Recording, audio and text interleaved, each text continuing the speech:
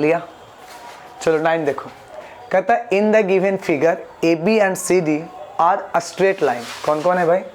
A B ये वाला हो गया और सी डी ये वाला, स्ट्रेट लाइन है, मतलब टेढ़ा हुआ कुछ नहीं है। फिर उसके बाद कहता है कि are a straight line through the centre ओ।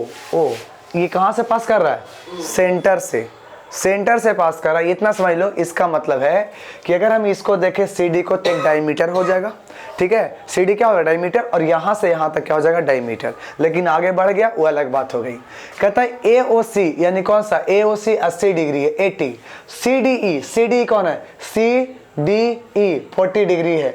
तो पूछा जा रहा डी सी ई, तो डी सी ई यानी कि ये वाला एंगल तुमसे पूछा जा रहा है, 50 डिग्री आ गया तुरंत, टेंशन नहीं है। ए बी सी, तो ए बी सी आए तुमसे ये वाला पूछा, ये भी कोई टेंशन की बात नहीं है। कितना हो जाएगा पता है? 80 से 50 घटा देंगे 30 आंसर आ जाएगा।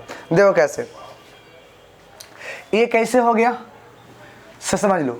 तुम जानते हो कि अगर कोई सर्कल है, ठीक है, और ये मान लो कि सर्किल का अगर हम सेमी सर्किल बना दें, तब सेमी सर्किल बनाने के बाद इसको अगर कहीं भी लाइन ले लेंगे तो ये कितना डिग्री बनाता है?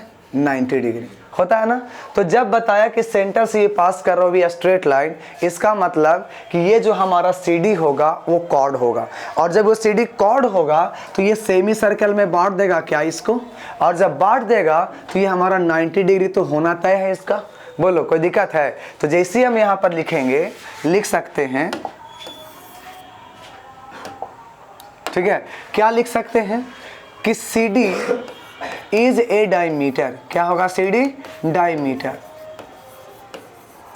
इसलिए angle CED is equal to कितना डिग्री? 90 डिग्री। क्यों? तो हम लिख देंगे सेमी सर्किल से, इतना से तो समझ में आ ही जाएगा कि सेमी सर्किल का एंगल कितना डिग्री होता है? 90 डिग्री। इसलिए अगर हम चलना चाहते हैं कि इन ट्रायंगल किसमें? CED यानी CDE में, तो बताओ CDE में जब चलेंगे तो हमको चाहिए था कौन सा? ये वाला। तो तीनों को जब जोड़ेंगे तो कितना डिग्री आएगा? 180 डिग्री। तो बताओ यहाँ से लिख दे कि एंगल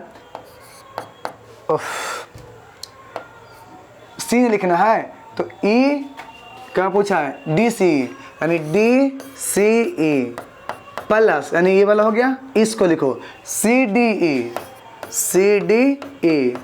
और प्लस DEC।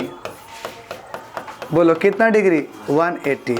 बताना, निकालना तो ये वाला है, और ये कितना है? 40, और ये 90 इज इक्वल टू 180। बताओ angle DCE is equal to 180 और माइनस 9 4 13 130। बताओ एंगल कितना आ गया? DCE बराबर 50।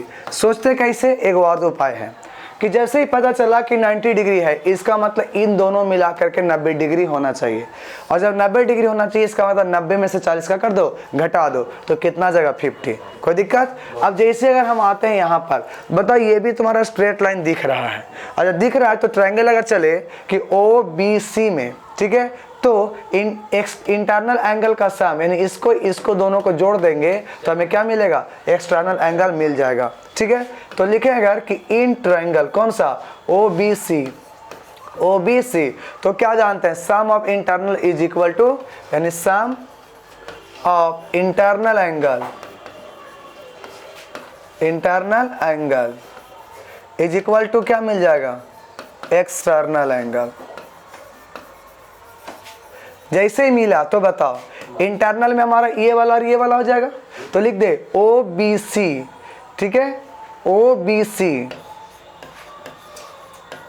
प्लस BCO बराबर कितना मिल जाएगा? SOC। अब बताओ BOC है, OBC है, OBC, तो O को हम ABC लिख सकते हैं क्या? अरे ये जो यहाँ से लाइन लो या यहाँ से लाइन लो, लाइन तुम चेंज किया क्या? नहीं। तो O के जगह पर हम क्या कर सकते हैं? A कर सकते हैं, तो यहाँ लिख देंगे ABC और प्लस BCO कितना है? BCO अभी तुम निकाला है कितना? 50, और ये तुम्हारा कितना दिया हुआ है? 80। तो चाहिए था कौन, ए बी सी, तो बराबर